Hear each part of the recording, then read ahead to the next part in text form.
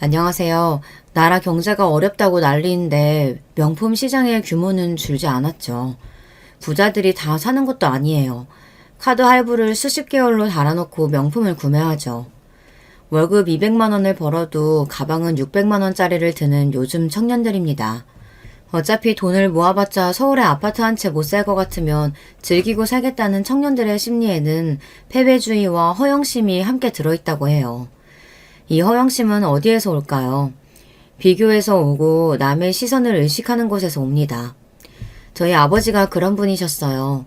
남들의 눈에 그럴싸하게 비치고 싶고 뽐내고 싶은 허영심. 그런 것 때문에 아버지가 결국 주식에 손을 대셨습니다. 월급만 벌어서는 평생 제자리 고름이지. 내가 진작에 주식을 샀어야 되는데 왜 이런 고급 정보를 나는 모르고 살았을까? 이제라도 돈을 많이 벌 수 있는 수단을 알게 되어 다행이라고 아버지는 그러셨어요. 저는 주식이 뭔지 모르는 아이였습니다. 그래서 아버지가 주식이라는 두 글자로 그렇게나 행복해 하시는 게 신기했어요. 주식이 뭐냐고 여쭤본 적이 있었죠. 그랬더니 아버지가 대답해 주시기를 가만히 앉아서 머리만 좀 쓰고 운만 좀 따라주면 월급이 아니라 연봉에 준하는 돈을 한 번에 벌어들일 수 있는 그런 마법 같은 일이 주식이라고 그렇게 말씀해 주셨던 것 같아요. 그 대답에 제가 감명받아 입이 쩍 벌어졌던 기억이 아주 선명하거든요. 하지만 엄마의 생각은 저와 많이 달랐던 듯 싶어요. 당신 진짜 미쳤어? 폭삭 망하고 싶어서 그래? 아버지가 주식이라는 걸 시작한 이후로 엄마는 항상 화가 나 계셨거든요. 저는 부모님이 가끔씩 다투는 모습을 봐오기는 했어도 그렇게까지 본격적으로 그것도 자주 다투시는 모습을 보게 된 건 처음이었기 때문에 어리둥절했습니다. 모르면 제발 가만히나 있어. 내가 큰돈 벌어다 줄 테니까. 큰 돈을 벌기는 뭘 벌어? 주식? 그거 시작한 이후로 당신이 돈을 벌기나 해봤어? 이 사람아, 내가 주식한 지 1년이 됐어? 2년이 됐어? 아니면 반년이라도 됐어? 이제 꼴랑 나 4개월 됐어. 4개월이든 뭐든 그래서 돈을 벌기나 해봤냐고. 왜 대답을 못해? 왜 말이나 빙빙 돌리냐고. 누가 말을 돌렸다는 거야? 난 아주 당당해. 내가 500 정도 주식으로 벌었다고. 그렇게 말을 해도 안 믿었던 건 바로 당신이야. 그래서 그 500 지금 어디 있는데? 그거는 이제 일단은 묻지 마. 뭘 묻지 말라는 거야. 이야기 시작했으면 끝을 맺어. 그래서 그 500만 원 그거 어딨냐고. 주식으로 번 게 맞으면 그 돈이 있어야 할 거 아니야. 안 그래? 주식으로 번 돈은 가짜 돈이기라도 하니? 이 사람이 자꾸 왜 말을 이렇게 경우 없이 뱉지? 당신 요즘 너무 예민하고 성격 다 버린 것 같아. 예민해지고 성격 버린 건 당신 이야기겠지. 500만 원 벌었다는 거 순 거짓말이었다고 생각하면 되는 거지. 그 돈이 어디에 있는지 당신은 한 번도 옳게 대답해 준 적이 없잖아.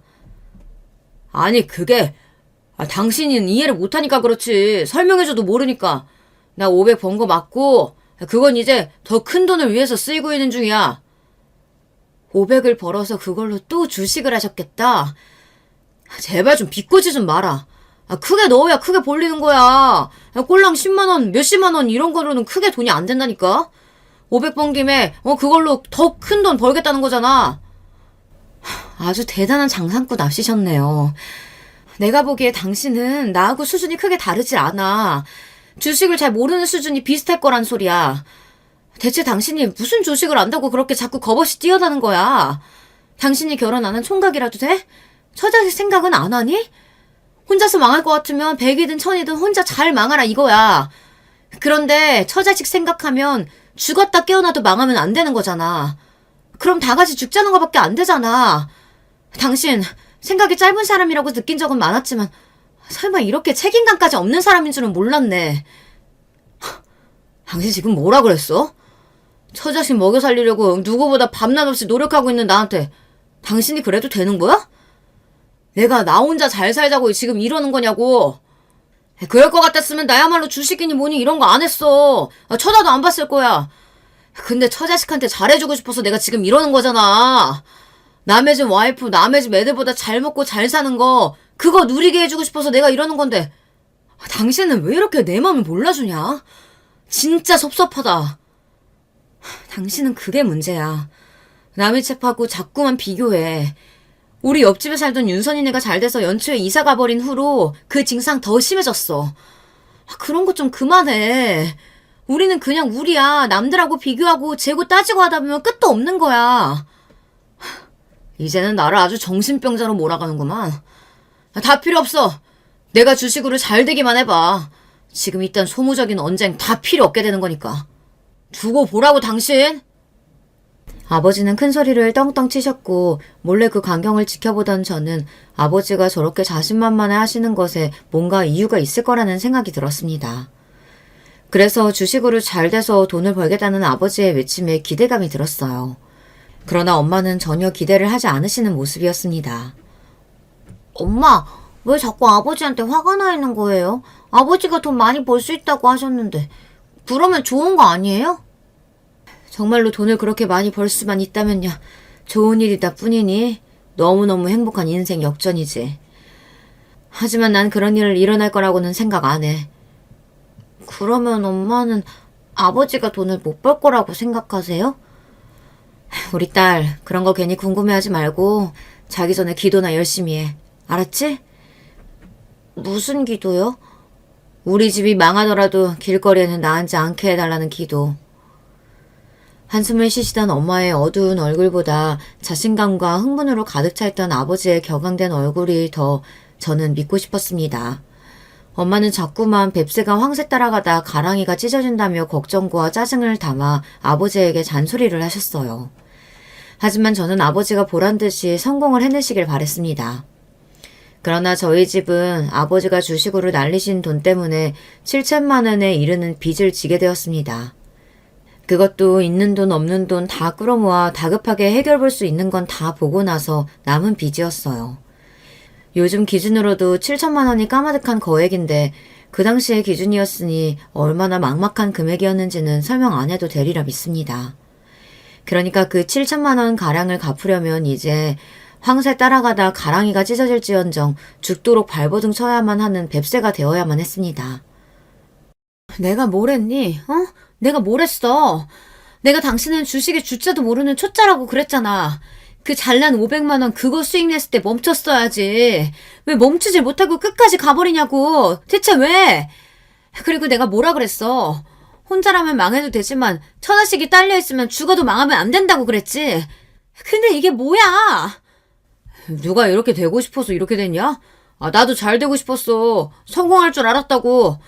근데 망한 걸 어떡해. 내가 당신이 주식한다는 거 처음 알았을 때 왜 그렇게 싫어했던 줄 알아? 왜 그렇게 기를 쓰고 반대를 했을까? 그건 바로 당신의 허영심 때문이야. 우리보다 못 쓰는 사람들은 그 눈에 보이지도 않고 그저 우리보다 잘 사는 사람들만 그 눈에 담으면서 자꾸 그렇게 되고 싶어 했으니까. 닿지도 못할 이상만 꿈꾸면서 허상 속에 사는 사람이었으니까. 내가 그런 당신 잘 알았기 때문에 결국엔 일을 그르칠 거란 거 예상했어. 그래서 미친 듯이 주식하는 거 말리고 싫어했던 거야. 근데 지금도 한번 봐봐. 당신은 아직도 정신 못 차렸잖아. 근데 지금도 한번 어디 봐봐. 당신은 아직도 정신 못 차렸잖아. 잘난 놈들 부러워하고 배 아파하고 그렇게 되고 싶어한 거 그게 죄냐? 당신은 당신 형이 허세만 부리다가 어떻게 망했는지 그걸 다 봐놓고도 이러는구나. 정말 답이 없다. 내가 당신하고 더 살아야 될 이유를 못 찾겠다. 이 집도 이제 정리하게 된 마당인데 그냥 우리 부부관계도 이쯤에서 정리하는 게 어때? 그 편이 낫지. 나 혼자서 그 빚 떠안고 뒤지라는 거야? 사람이 어쩌면 그렇게 냉혹할 수가 있냐? 죽어도 같이 죽는 게 부부 아니냐고. 애정이 없으면 의리라도 있어야지. 정말 너무하잖아. 아버지는 빚을 같이 갚아야 하는 거 아니냐며 따지셨습니다. 그 앞에서 엄마는 정말 너무한 건 바로 당신 아니냐며 응수하고 계셨고요. 큰돈을 벌고 마시겠다던 아버지의 자신감은 온데간데 없이 사라져 있었고 악에 바친 울분만이 그 자리에 대처하고 있었습니다. 저는 이게 다 어떻게 된 비극일까 싶어 그때부터 힘이 좀 빠졌던 것 같아요. 갚아야 될 빚 때문에 이 집에서도 더 이상 살 수가 없었으니 집에 있어도 자꾸만 슬프고 힘든 기분만 들었습니다. 아버지가 주식으로 돈을 날리셨다는 소식에 친가 쪽은 침묵을 지켰고 간간히 깊은 한숨만 쉬었습니다. 반면에 외가는 분노를 터뜨리셨고 갈 데 없으면 와서 살라고 하셨습니다. 살던 집이 정리되고 저는 외할머니께서 계신 외갓집에 가서 지내게 되었어요. 엄마도 함께였는데요. 밤낮 없이 돈을 벌기 위해 바빠지셔서 얼굴을 보고 대화할 일이 드물어졌습니다. 그리고 아버지는 함께가 아니었습니다. 어디에 계신지 궁금했어요. 하지만 돈을 버시느라 너무 바빠서 같이 지낼 수 없다는 대답만 들었습니다. 그러다가 어느 날 저를 딱하게 보신 외할머니께서 진실을 알려주시기를 아버지가 당신 본가인 제 친가에서 지내고 계신다고 하셨습니다. 자식들이 죄의 그 모양이니 그 양반들도 참 안 됐어. 혀를 끌끌 차신 외할머니께서는 다른 이야기도 들려주셨는데 그건 바로 아버지의 친형, 그러니까 제 큰아버지 또한 과거에 돈을 크게 날리신 적이 있었다는 사실이었어요. 큰 돈을 벌려고 하시다 그렇게 된 거였다고요. 고향 친구분들의 성공을 보고 자극받으신 나머지 무모한 도전을 하셨다 망하신 거죠. 차라리 자기 혼자 너무 잘 되고 싶어서 그런 마음에 무모하게 굴었던 거라면 이해라도 되지만 다른 사람이 성공해서 잘 사는 모습을 보고 너무나도 배가 아파 자기도 그렇게 될 수 있다고 위대한 신념을 가지고 무모하게 굴었다고 그러다가 크게 실패를 겪은 모습은 동정표를 얻기도 힘든 거라며 외할머니께서는 그리 씁쓸한 사족을 덧붙이셨습니다. 듣다 보니까 큰아버지나 저희 아버지나 비슷한 구석이 있는 것 같더라고요. 형제끼리 그런 점이 닮은 모양이었습니다. 만약에 큰아버지가 그렇게 무모한 일을 벌리지 않으셨다면 지금쯤 어땠을까? 우리 아버지가 괜히 허영심을 안고 주식만 하지 않으셨다면 나는 지금쯤 내 방 침대 위에 누워 있었겠지. 하지만 내 방도 내가 좋아하던 그 침대며 이불도 이제 영원히 나한테는 돌아오지 않아. 잃는다는 건 바로 이런 거구나. 저는 이제 사춘기에 접어들고 있던 중학생이었고 밤낮 없이 일 때문에 피곤해서 눈밑이 퀭한 상태였던 엄마는 저와 여유롭게 마주 앉아 대화를 나눠주실 틈도 많지 않았어요. 그럼에도 저에게 이런 조언만은 꼭 남겨주셨어요. 우리 예쁜 딸, 엄마가 부잣집에서 낳아주지 못해서 미안해. 능력 있는 부모 밑에서 자랐다면 우리 딸이 지금쯤 더 행복하고 즐겁게 하고 싶은 거 다 하고 배우고 싶은 거 다 배우면서 그렇게 지낼 수 있었을 텐데. 그치? 하지만 그런 가정만 하면서 슬퍼하다 보면 사람이 무기력해지는 법이고 자꾸 부정적인 생각만 하면 현실에 만족하지 못하게 된다는 거야. 다른 게 불행이 아니야. 남과 비교하면서 나를 불행하다고 여기는 게 바로 그게 불행인 거지. 엄마, 아버지 때문에 그러세요? 나는 우리 딸이 자기 아버지만큼은 절대 안 닮았으면 좋겠어. 때로는 막막하고 힘들고 억울하고 화려하고 멋진 고층 빌딩을 바라보면서 왜 저기에 속할 수 없느냐며 좌절하게 되는 순간이 있겠지만 그걸 다 이겨내야 돼. 아니, 이기려고 하지 말고 아예 무시를 해야 돼. 자기만의 길을 가고 자기만의 인생을 개척하면 살면 되는 거야.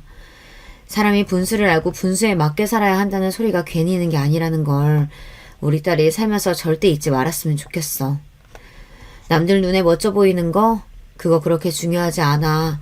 내 자신이 스스로가 만족하면서 멋진 하늘을 보냈다면 그걸로 된 거야. 남의 시선이 뭐가 그렇게 중요하니? 저는 왠지 그렇게 말씀을 해주실 때마다 고단해 보이는 엄마의 얼굴에서 괜스레 눈물이 얼핏 보이는 것 같은 착각이 들었습니다. 그래서 꼭 그렇게 하겠다고 매번 약속을 드릴 수밖에 없었어요. 자식에게 분수에 맞춰서 살라고 조언해주는 부모가 세상에 몇이나 있을까요? 그리고 그런 조언을 끊임없이 해주기까지 얼마나 많은 가슴앓이가 있었을까요? 저는 아버지의 일 때문에 신경쇠약에 걸리실 것 같은 엄마의 말씀을 제가 들어드리고 제가 따름으로써 효도를 해야겠다고 다짐했습니다.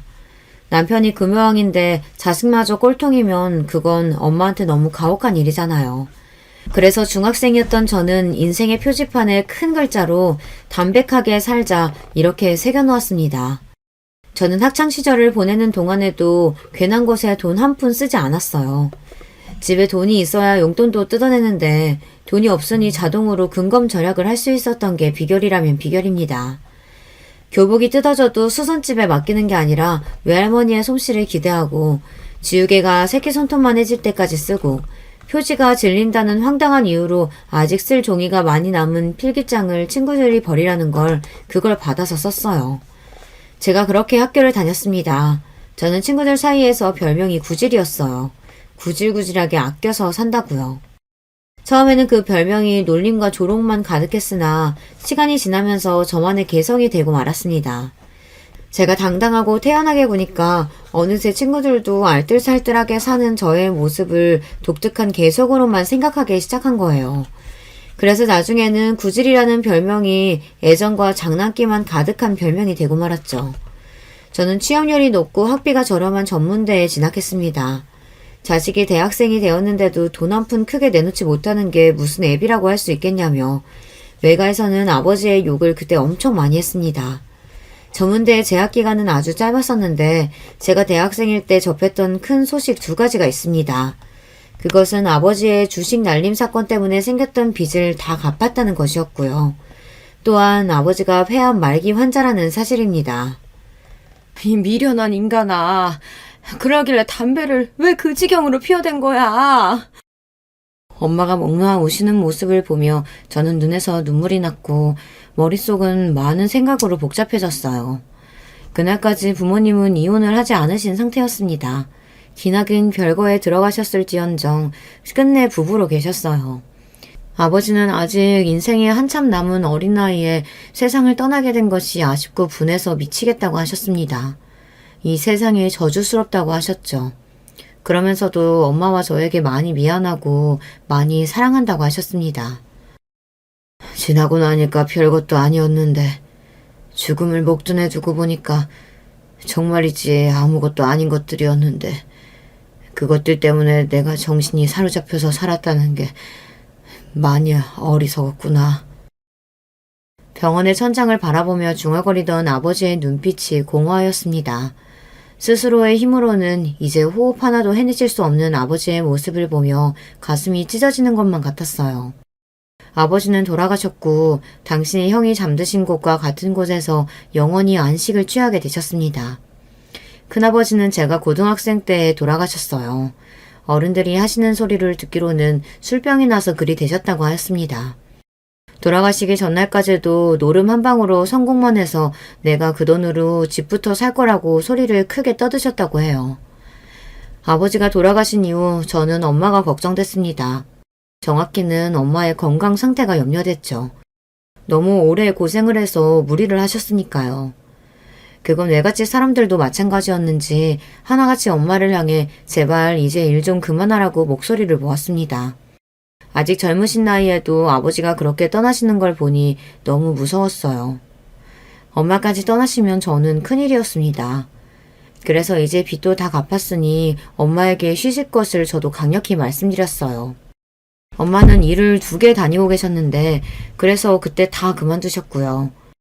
하지만 몇 달이 지나자 아무도 몰래 아르바이트 1개를 시작하셨습니다. 집 근처이기도 하고 시설 좋은 대형 슈퍼에서 가끔 시식 코너를 진행하는 일이었기에 그냥 하시도록 두었죠. 저도 아르바이트 3매경이었습니다.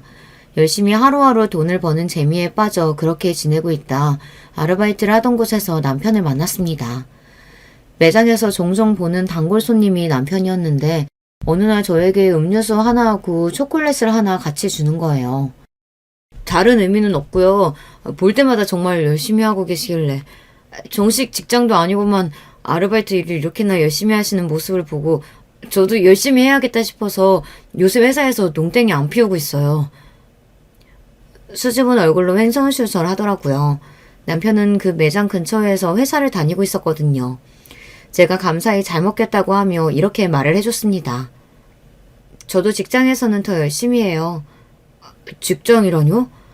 직장은 따로 다니고요. 퇴근하면 여기 아르바이트 하러 오는 거예요. 네? 설마 그렇다면... 네, 제가 바로 투잡 뛰는 사람이랍니다. 자랑할 기회가 흔치 않으니까 신이 나서 말을 했더니 남편이 그때 충격받은 얼굴이 되어 터덜터덜 돌아갔습니다. 남편이 그 후로는 전보다 더 자주 왔고 저를 측은하게 바라보며 말도 자꾸 걸어왔어요. 그러다가 정신을 차리고 보니 저희가 사귀고 있더라고요. 저 같은 여자는 처음 보고 다시는 인생에서 볼 것 같지도 않다는 말로 남편이 저에게 청혼을 했을 때 뭐 저런 말로 청혼을 다 하나 싶었으나 낭만이 밥 먹여주는 건 아니니까요. 기쁜 마음으로 솔직하게 그 청혼을 받아들였습니다. 우리 딸이 제발 이상한 놈만 안 만나길 바랬는데 멀쩡한 집안에 멀쩡한 남자 만나서 결혼할 줄이야. 이제 나는 소원이 더 없다. 엄마는 감격에 차서 눈물을 흘리셨습니다. 외가 식구들도 전부 잘 됐다고 이게 바로 경사라고 하며 신나았고요. 제가 돈 없는 남자에게 잘못 코가 깨어 고생만 하고 살까봐 그간 다들 걱정이었다고 하였어요. 다들 나를 어떻게 봤길래 그런 생각들을 한 걸까요? 엄마, 내가 그렇게 믿음직스럽지 못한 이미지였어요? 나 갑자기 서운해지려고 하네. 그게 아니라 남자 보는 눈이 없을까봐 다들 그런 걱정이 된 거지. 우리 딸이 자기 엄마 닮아서 결혼 잘못할까봐. 엄마가 멋쩍게 말씀하시자 저도 숙연해져서 딴청을 부리게 되었습니다. 능력도 책임감도 부족한 아버지셨으나 그래도 저에게는 하나뿐인 아버지셨고 왠지 저 너머 하늘에서 제가 결혼해서 잘 살기를 지켜봐 주실 것만 같았어요. 그런 생각이 강하게 들더라고요. 시댁이 사남매인데 남편이 첫째입니다. 장남과 차남이신 아주버님들은 이미 결혼을 하신 뒤였고요. 신우이가 막내인데 되게 새침한 성격에다가 예민한 기질을 지니고 있었는데요. 머리가 너무 좋아서 그런 건가 싶은 생각이 드는 명문대생이었습니다. 참고로 우리나라 대학 말고 외국 대학을 다니고 있었고요. 막내딸이라 그런지 어렸을 적에 예쁨만 받고 자랐다네요. 자라면서 크게 혼나본 적도 없다는 신우이는 좋게 보면 도도하고 나쁘게 보면 사회성이 부족한 느낌이었어요. 하지만 나이도 혼자 어린데다가 해외에서 공부를 하고 있는 신우이와 제가 마주치면 얼마나 마주칠 일이 있을까요? 신우이는 전혀 문제가 아니었습니다. 그렇다면 역시나 시어머니가 문제였냐고요?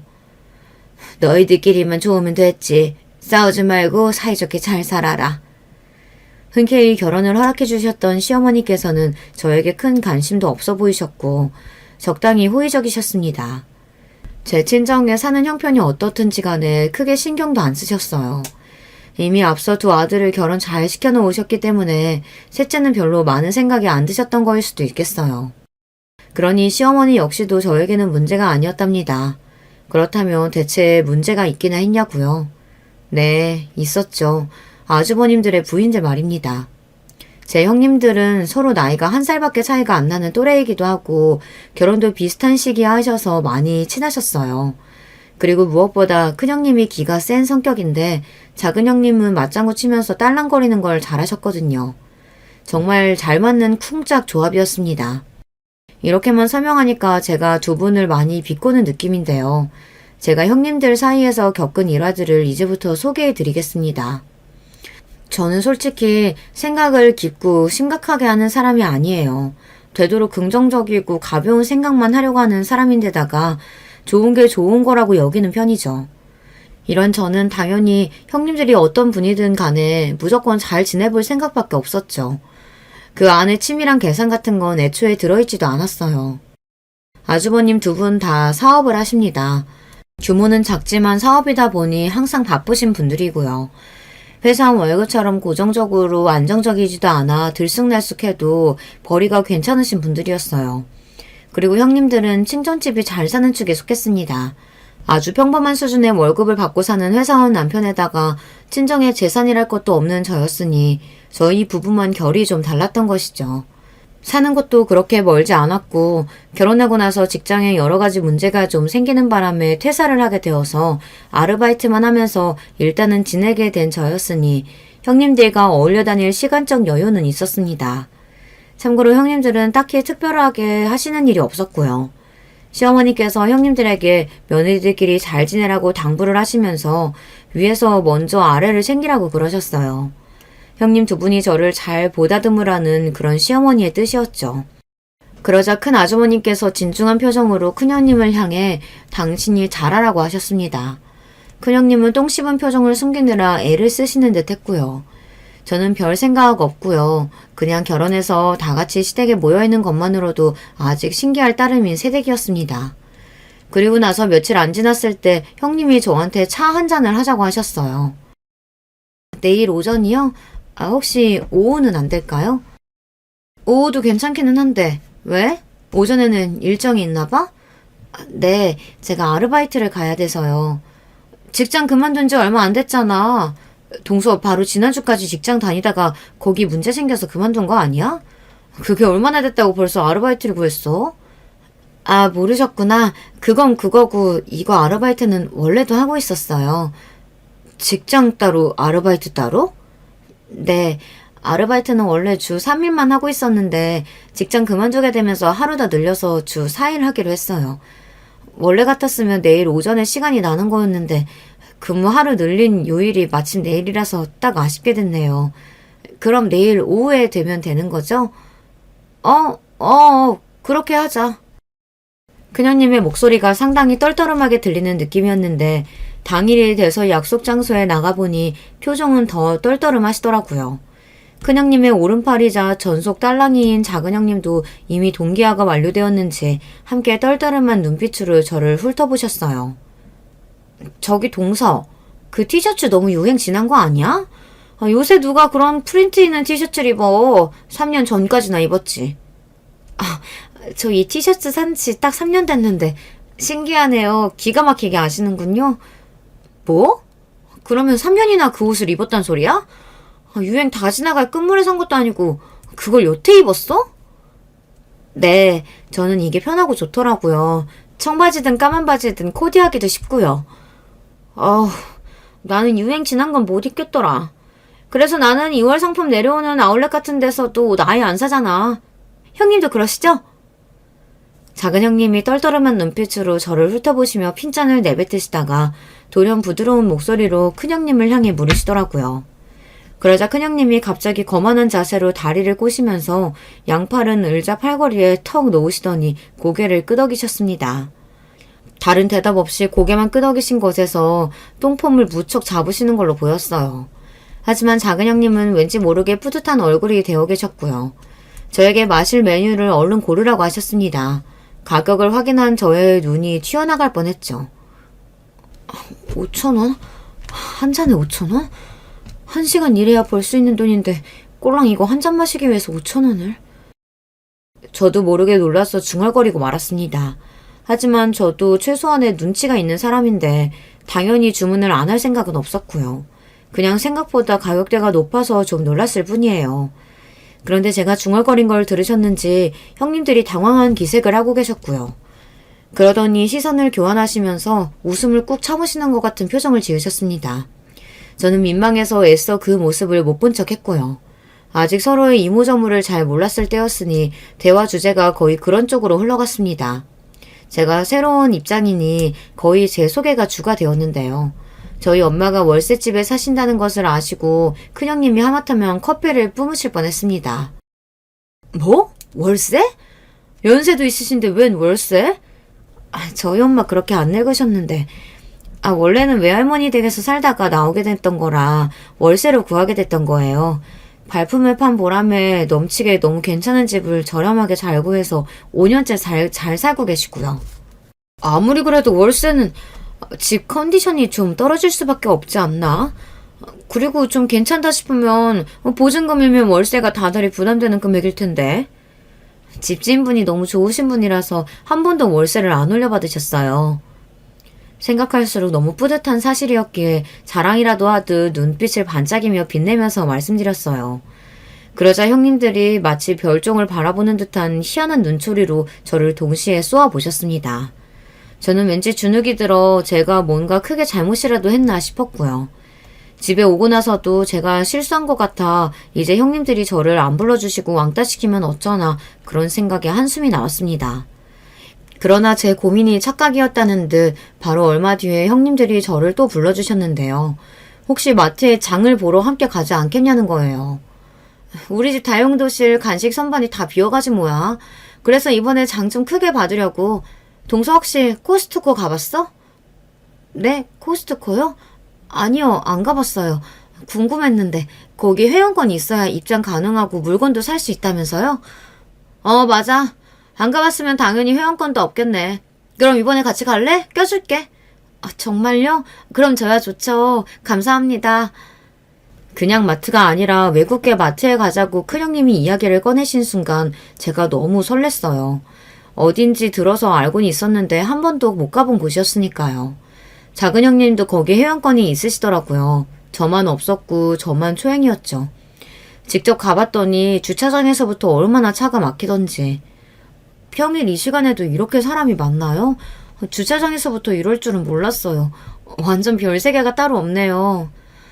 동서는 코스트코 안 와봐서 분위기를 아예 몰랐구나? 근데 너무 그러면 촌스러우니까 안에 들어가서는 놀라는 것 좀 자제해줘. 같이 다니기 쪽팔리면 버리고 갈지도 모른다. 저의 감탄을 큰형님이 그렇게 받아채시고 작은 형님이 푸흡하고 웃으셨습니다.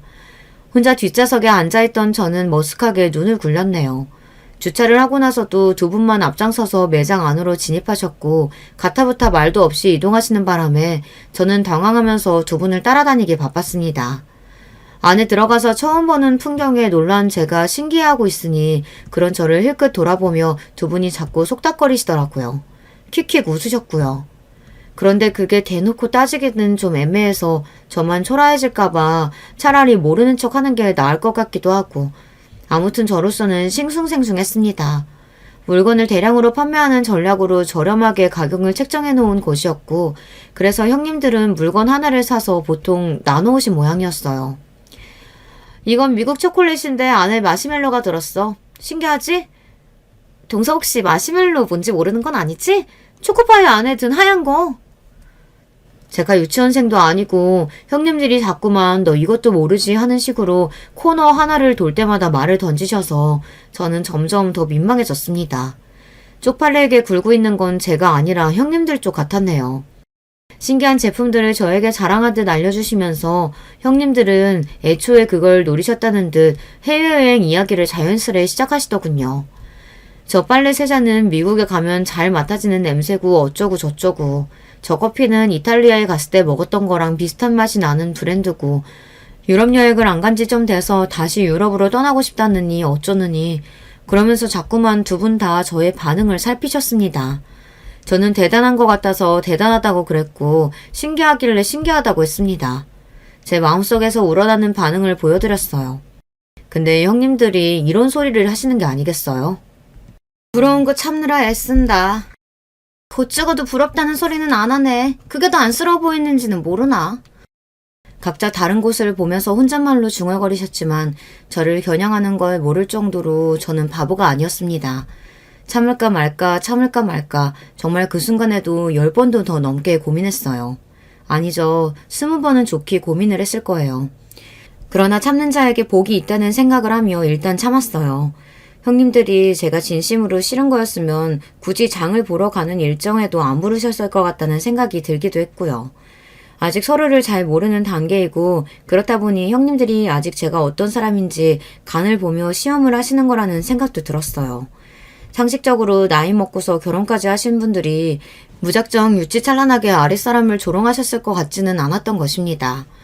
그러나 세상에는 상식적인 게 통하지 않는 사람들이 존재한다는 걸 저는 잘 알지 못한 상태였던 거예요. 제가 먼저 형님들에게 다가가서 살갑게 굴어봐야겠다는 마음까지 먹고서는 뷔페를 사드리기로 했습니다. 그 당시 유행했던 뷔페가 있었거든요. 제가 점심 한턱을 쏘겠다고 하니 두 분이 엄청 놀라시더라고요. 뷔페를 쏠 돈이 있다고? 동서 기껏 아르바이트나 하는 게 전부잖아. 그렇다고 해도 한 끼 사드리지 못할 정도는 아니에요. 제가 진짜 자린고비인데 형님들한테 특별히 쏘는 거예요. 공짜 밥을 싫어하는 사람은 없는 것인지 형님들이 즐거운 기색으로 제가 알려드린 건물에 모이셨습니다. 그리고 엘리베이터를 타고 뷔페 앞에 도착하자 형님들의 표정이 어두워졌죠. 아니 잠깐, 여긴 애슐리잖아. 입구에 가격이 적혀있는데 평일 점심 가격이 인당 9,900원? 형님들의 반응이 좋지 않길래 당황한 제가 얼른 싹싹한 자세로 안으로 모셨습니다. 지금은 가격이 많이 오른 뷔페 체인이 그 당시에는 인당 10,000원도 채 안 하던 시절이 있었거든요. 그뿐만이 아니라 음식도 잘 나와서 가성비가 최고였습니다. 치킨과 파스타만 먹어도 본전은 뽑는 것이었지만 제가 노린 건 다른 거였어요. 여기 치즈케이크가 정말 맛있어요. 두 분 다 치즈케이크 좋아하시죠? 그래서 여기로 온 거예요. 형님들과 갔던 외국계 마트에서 유명한 품목 중 하나가 가성비 끝내주는 치즈케이크였는데 두 분이 유독 광분하면서 그걸 카트에 담으시는 걸 제가 봤었거든요. 여쭤봤었더니 치즈케이크를 엄청 좋아하신다고 그랬고요. 그러니 분명 여기 뷔페의 치즈케이크에 만족하실 게 틀림없었습니다. 자리도 좋은 곳으로 잡았건만 형님들은 식사 내내 틱틱대며 퉁명스럽게 그지없으셨어요. 이건 맛이 어떻네, 저건 맛이 어떻네, 저렴한 곳이라서 수준이 다 별로라는 등 애써 자리를 마련한 제가 무안해지는 순간이었습니다. 그렇다고 해서 잘 안 드시는 거면 또 모르겠는데 평가를 하시면서도 이것저것 잘도 가져다 드셨죠. 치즈 맛이 진하게 안 나서 싸구려 같다고 하시면서도 두 분 다 치즈케이크를 몇 조각이나 드셨고요. 향긋한 원두향이 하나도 안 난다고 하시더니 커피도 야무지게 입가심으로 드시는 걸 보며 저는 혼란스러웠을 정도였어요. 겉으로만 그러시는 거고 입맛에 잘 맞으셨던 것 같은데 뷔페를 나오고 난 뒤에도 두 분이 자꾸 불만을 투덜거리시길래 실컷 잘 드셔놓고 왜 그러시냐고 여쭤보았죠. 어머, 동서. 사람 수준 따라서 입맛도 수준이 나뉘는 법인데 지금 고작 9,900원짜리 뷔페에 내가 만족하면서 먹었다고? 진심으로 그렇게 생각하는 건 아니겠지? 내 수준이 동서는 고작 그걸로 보이니? 그래, 맞아. 솔직히 뷔페라고 하길래 전만 끝내주는 곳이거나 해산물 뷔페거나 뭐 그런 거 생각했는데 고작 이런 데라니 실망이야. 형님들이 차례를 쏘아붙이시자 저는 울컥했습니다. 제 딴에는 형님들한테 맛있는 거 대접해드리고 싶어서 여기로 온 거예요.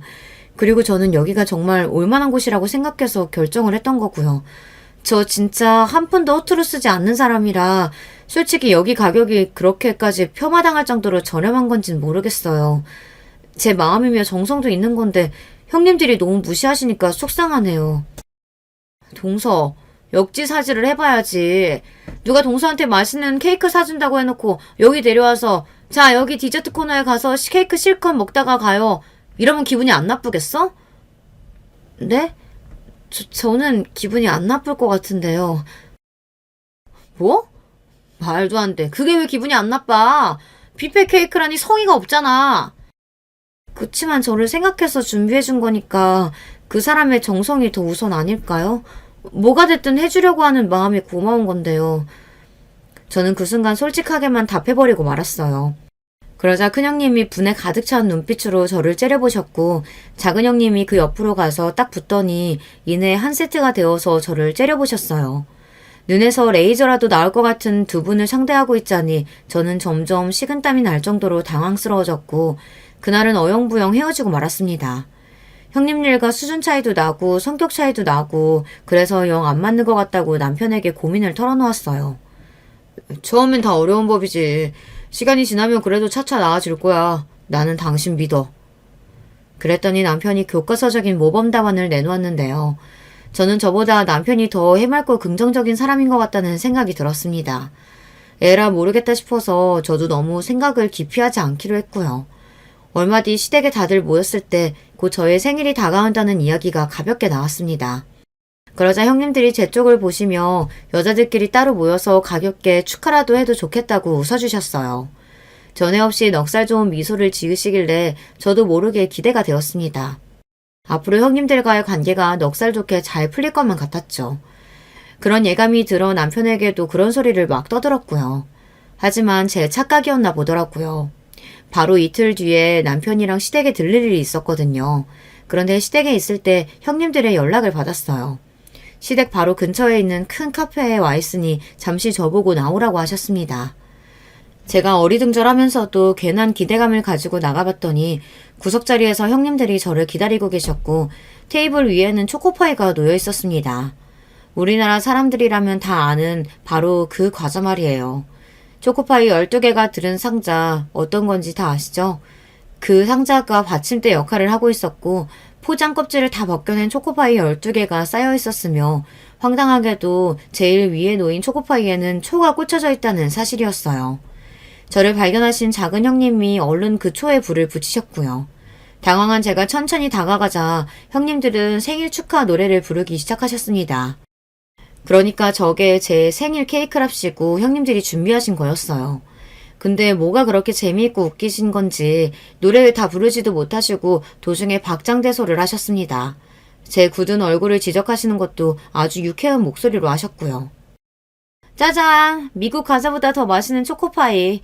미국 마시멜로보다 이쪽이 더 맛있거든. 우리가 양쪽 다 먹어봐서 알지. 그래서 동서한테는 제일 맛있는 걸로 준비해본 거야. 동서를 생각하는 우리 마음 느껴져? 초코파이 한 상자는 가격 얼마 안 하지만 정성이 중요한 거잖아. 가격은 상관없지? 명백하게 형님들은 저를 배우고 계셨습니다. 저한테 왜 이러시는 거예요? 제가 뭘 잘못했나요? 저는 두 분에게 진심이었는데 그 진심을 가지고 두 분은 저를 조롱하시는군요. 제 말을 듣자마자 형님들이 피식 웃으셨어요. 이윽고 큰형님의 입에서 나온 소리에 제 심장이 쿵 떨어졌습니다. 차이가 너무 나서 아예 상대 안 해줄까 싶었는데 반응이 하도 웃기고 황당해서 우리가 잠깐 놀아준 것 뿐이었어. 그런데 장단 좀 맞춰줬다고 해서 신나하던 그 꼬라지가 정말 웃기더라고. 그것도 모자라서 가짜게 나대는 모습은 정말 꼴불견이었고. 작은 형님은 옆에서 고개를 크게 끄덕이며 맞장구를 치셨어요. 단 한순간도 저를 진심으로 대하신 적이 없었던 두 분이었습니다. 저는 그런 줄도 모르고 혼자 이런저런 고민을 해왔다니 망연자실한 저를 조롱하며 두 분은 초코파이 위에 초농이 다 떨어져서 어떡하냐며 낄낄대셨어요. 바로 그때 놀랍게도 남편이 곁으로 다가왔습니다. 시댁에서 나살 때 형님들이 불러서 얼른 잠깐 다녀오겠다고 제가 그랬었거든요.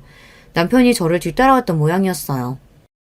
초코파이 위에 초가 꽂혀진 걸 보고서 장난 이벤트인 줄 알았는데 그게 아니라 작정하고 이러셨다고요? 형수님들 지금 뭐 하시는 겁니까? 남편이 무섭게 목소리를 내리깔았고 작은 형님이 주춤하면서 큰형님 뒤로 슬그머니 빠졌습니다. 대장은 큰형님이라 이거죠. 우리 동서가 너무 경우 없이 굴길래 그게 얼마나 경우 없는 짓인지 알려주려고 이런 거예요. 잘했다는 건 아니지만 먼저 공격이 들어왔으니까 대응한 것 뿐이라는 걸 알아주셨으면 좋겠네요. 공격이요? 무슨 공격 말입니까? 정말 어이가 없네요. 형수님들, 여태까지 그 온갖 유세 다 떠시는 동안 이 사람한테 돈이라도 잘 써주셨나요? 형수님들한테 이 사람이 뭘 받아본 게 하나가 없던데요. 코스트코인지 거기 가서도 본인들 것만 사셨잖아요. 그래놓고서 뭘 그렇게 당당하십니까? 안 부끄러우세요? 당장 사과하세요. 먼저 공격한 쪽에서 사과하면 이쪽도 사과할게요. 그렇게 나오시겠다. 그러면 제가 공격이 뭔지 제대로 보여드리겠습니다. 형수님들 남의 시선 엄청 의식하시죠? 그래서 이 사람의 사고방식이나 드러나는 행동 같은 게 본인들 기준에서 창피하다고 여겨져서 일부러 이 사람 배척하고 망신 주신 거죠? 그런데 형수님들, 이런 유치한 짓거리 하시기 전에 본인들 옆에 있는 남자들부터 의식을 하셨어야 했던 거 아닐까요? 네? 갑자기 그게 무슨 말이에요? 잘 들으세요. 형들한테 여자가 있습니다. 몇 명인지는 저도 모르고요. 사업 핑계로 갑자기 약속이 잡혔다거나 업무상 만나야 하는 사람이 있다거나 이런 소리 형들이 자주 하죠. 다 여자 만나서 그러는 거예요. 표정이 마치 귀신이라도 본 것처럼 변하시는데 아직 놀라시긴 이릅니다. 형님들이 같은 여자를 공유하기도 하거든요. 그게 무슨 뜻인지 아시죠? 술집 여자하고도 놀아난다는 뜻입니다. 그것도 엄청 자주. 작은 형님이 희청거리며 자기 앞에 있던 큰 형님을 밀치고 말았습니다. 그리고 큰 형님은 테이블 위에 올려진 초코파이 케이크에 얼굴을 세게 박으셨습니다.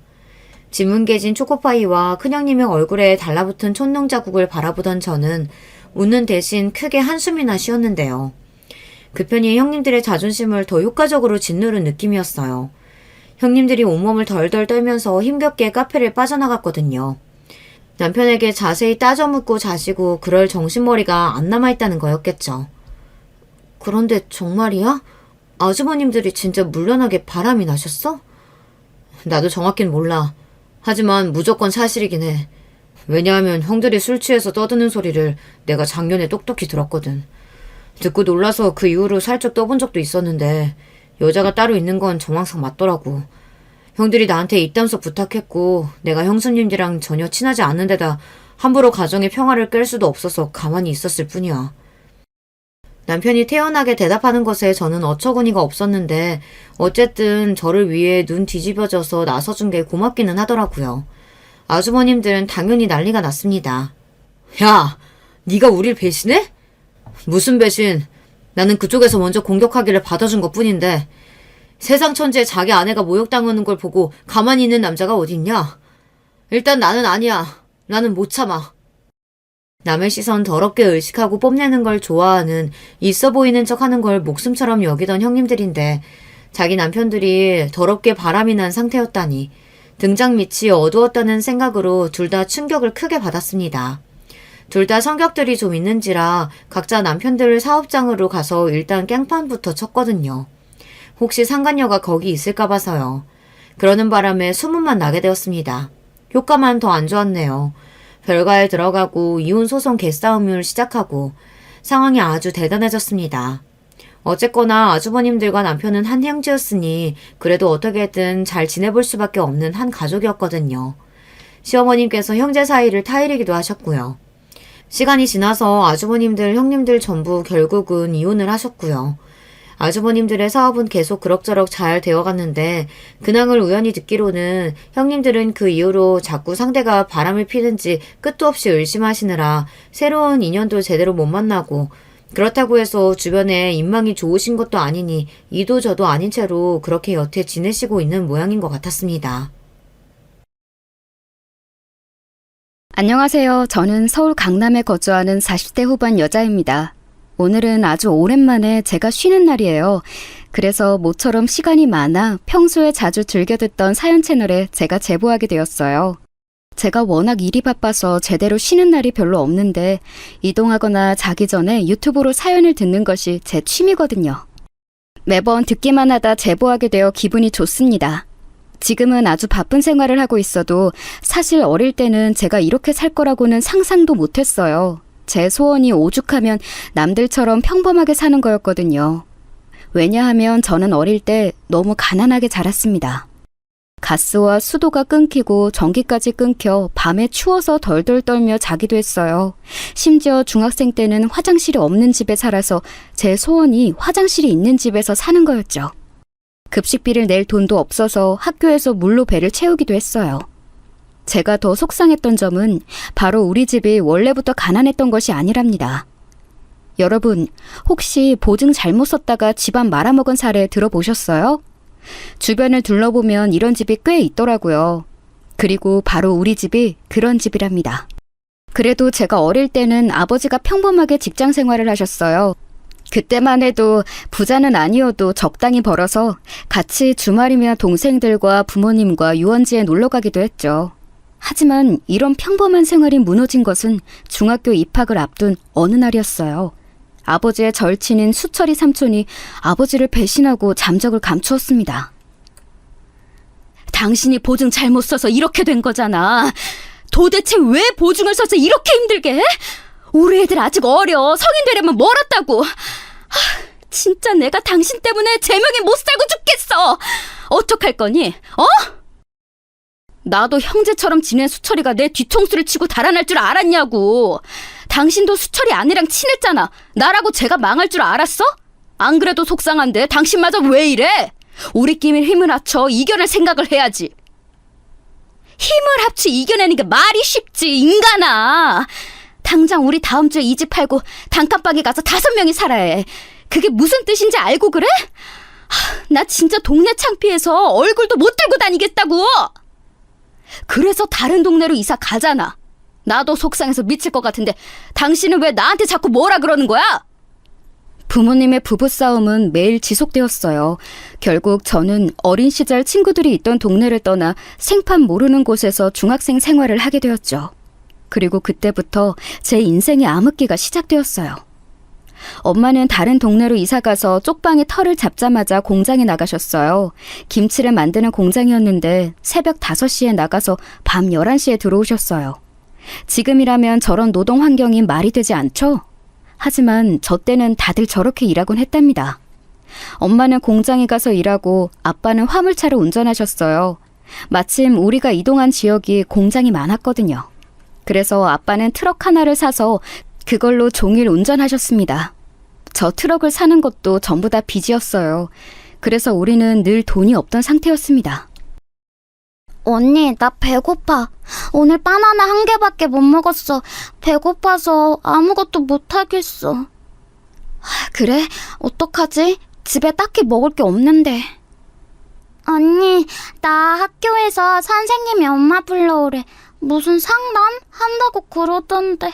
어떡해? 엄마는 시간이 안 될 텐데. 아빠도 그렇고. 언니가 대신 가면 안 되려나? 내일 선생님한테 물어봐.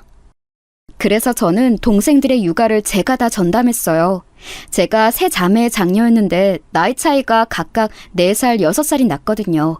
저도 친구 한 명 없는 지역에서 적응하느라 힘든데 동생들까지 챙겨야 하니 얼마나 힘들었는지 모릅니다. 어쩌다 학교에서 친구 부모님이 반에 먹을 것을 돌릴 때가 종종 있었어요. 그렇게 먹을 것이 생기면 저는 절대 먹지 않고 다 집으로 가져갔어요. 그리고 동생들을 먹였습니다. 진영아, 오늘 우리 집에 놀러 갈래? 엄마가 떡볶이 만들어준다고 친구들 데리고 오라고 하셨어. 오늘 우리 반 친구들 거의 다 오는데 너도 와. 아, 미주야, 고마워. 그런데 나 오늘 집에 가서 동생들 밥 챙겨줘야 해. 미안. 밥 챙기고 오면 안 돼? 아, 너 맨날 우리가 놀자고 하면 동생들 봐야 한다고 안 오잖아. 아, 미안해. 그런데 나 진짜 안 돼. 밥 챙기면 집안일도 해야 하거든. 오늘 빨래하는 날이라서 미안. 실제로 저는 제가 집안일을 혼자 처음부터 끝까지 다 했어요. 엄마는 공장에서 일하느라 집에서는 잠만 자고 나가셨고 아빠는 아예 집에 오지 않던 날이 대다수였거든요. 전국을 트럭을 타고 돌아다니시니 어쩔 수 없었죠. 이렇게 친구들이 놀자고 해도 거절할 수밖에 없는 상황이 지속되었습니다. 그러다 보니 자연스럽게 저는 겉돌게 되었어요. 같이 어울리지도 못하고 중학생 때는 공부도 못해서 선생님들도 저를 챙겨주지 않았어요. 원래 아는 친구도 없으니 외로운 생활을 했죠. 엄마가 우리 큰딸에게 너무 미안해.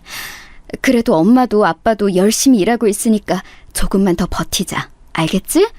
다는 아니어도 조금씩 빚을 갚고 있으니까 우리 가족도 나중에 웃는 날이 반드시 올 거야.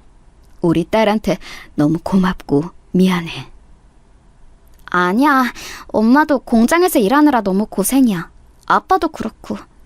내가 동생들 더 자주 챙기도록 노력할게. 그래도 이렇게 힘든 형편에서도 우리 가족은 서로 의지하며 힘을 내려고 노력했어요. 그러다 사건이 하나 터지게 되었습니다. 제가 오늘 제보하는 사연의 핵심 인물을 만나게 된 사건인데요. 고등학교에 입학하며 벌어진 일이랍니다. 중학교 때도 친구가 없었지만 고등학교에 가서는 더 심해졌어요. 게다가 동생들이 머리가 크면서 크고 작은 사고도 치기 시작했거든요. 엄마랑 아빠가 하루도 빠짐없이 일해도 집안의 빚은 줄어들 생각을 안 했죠. 안 그래도 심적으로 힘든 시기였는데 학교에서 저를 유난히 괴롭히던 친구가 있었어요. 이름은 박가희. 가희는 동네에서 알아주는 부잣집 외동딸이었습니다. 가희는 공주 같은 친구였어요. 집에서 외동이라 사랑을 아주 많이 받는 것이 매우 익숙한 친구였죠. 게다가 가희 아버님이 공장을 운영하셨는데 거기서 일하는 주민들이 많았어요. 그러다 보니 가희는 이 지역의 공주님이었답니다. 제 인생의 2번째 암흑기가 이때 시작되었는데 바로 가희의 괴롭힘이었어요. 사실 1학년 때는 가희와 저와 크게 서로 관심이 없었습니다. 아예 무리가 달라 말도 하지 않았어요. 사건은 바로 고등학교 2학년 때 일어났습니다. 안녕? 저번에 도서관에서 혼자 책 읽는 거 봤어. 혹시 책 읽는 거 좋아해? 안녕. 아, 그냥 혼자 시간 남으면 가서 읽는 거야. 그래. 이따 수업 끝나고 같이 공부할래? 나 요즘 도서관에서 공부하는데 사실 그러다 진영이 너도 본 거야. 아, 내가 수업 끝나면 바로 집에 가야 해. 미안. 그래. 그럼 점심시간은? 밥 먹고 시간 남지 않아? 내가 너희 반으로 갈게. 바로 준수라는 친구 때문에 일어난 일인데요. 준수는 키가 크고 운동부라 인기가 매우 많은 친구였어요. 저도 남들 몰래 준수를 몰래 쳐다본 적도 많습니다. 가희는 그런 준수를 대놓고 짝사랑했죠. 문제는 준수가 그런 가희한테는 관심이 하나도 없고 저한테 관심이 있었다는 거예요. 준수는 대놓고 저한테 말을 걸고 챙겨주었거든요. 제가 돈이 없어 급식을 못 먹는 것을 알고 본인이 직접 집에서 도시락을 싸서 저를 챙겨주기도 했습니다. 진영아, 이거 우리 엄마가 친구랑 나눠 먹으라고 만들어준 샌드위치야. 같이 먹자. 아, 그래? 아, 고마워. 와, 진짜 맛있다. 이거 무슨 어디서 사 먹는 것 같아. 진짜? 우리 엄마가 들으면 너무 기뻐하시겠다. 아 참, 그럼 이번 주말에 우리 집에 올래? 엄마가 매일 친구들 데려오라고 하시는데 진영이 네가 놀러 오면 좋을 것 같아. 아, 준수야, 미안. 내가 동생들 밥을 챙겨줘야 해. 아직 동생들이 어려서. 미안. 동생들도 같이 데려오면 되잖아? 우리 집 넓어서 괜찮아. 같이 비디오도 보고 맛있는 것도 먹자. 준수는 실제로 저뿐만 아니라 동생들까지 많이 챙겨주었어요. 중학생 때 전학 와서 늘 외로웠던 저에게 준수라는 존재는 큰 의미였어요. 그래서 급속도로 준수와 친해지게 되었습니다. 그런데 이와 동시에 가인은 저를 대놓고 미워하기 시작했어요. 게다가 준수랑은 반도 달랐고 층도 달랐는데 가희와 저는 같은 반이었거든요. 우리 고등학교는 남자와 여자가 따로 구분되어 있어서 그 괴롭힘은 준수가 알지 못했습니다. 이게 뭐야? 쓰레기가 왜 책상 서랍에 있지? 하도 가난해서 쓰레기가 거기까지 들어갔나? 야, 너한테 냄새 나는 거 알아? 좀 씻고 다녀. 아, 더러워. 야, 그렇게 대놓고 말하면 어떡해. 쟤 상처받아. 상처 받았으면 좀 씻고 오겠지. 야, 그리고 너 혼자만 수학여행 안 가더라? 그렇게 전교생 다 가는 수학여행 왜 너만 안 가? 너가 그렇게 특별해? 수학여행은 우리 집 사정이 있어서 그런 거야. 그리고 나 잘 씻고 다녀.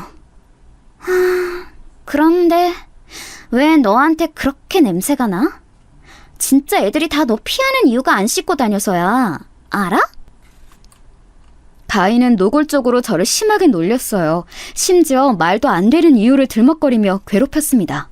중학생 때는 집에 화장실이 없어 제가 청결하게 지내지 못했던 게 맞아요. 하지만 고등학교에 가면서 엄마와 아빠가 열심히 모은 돈으로 화장실이 있는 반지하로 이사 갔거든요. 그래서 다른 것은 몰라도 적어도 더럽게는 보이기가 싫어 매일 씻었어요. 집안일을 제가 했기 때문에 동생들과 제 교복도 매일 밤에 잠들기 전에 빨았습니다. 정말 하루도 빠지지 않고 매일 동생들을 씻기고 빨래했기 때문에 냄새가 날 리가 없었어요. 그런데 저보고 냄새가 난다며 괴롭히고 제가 친구가 없는 게 다 저 이유라고 하니까 너무 속상했습니다.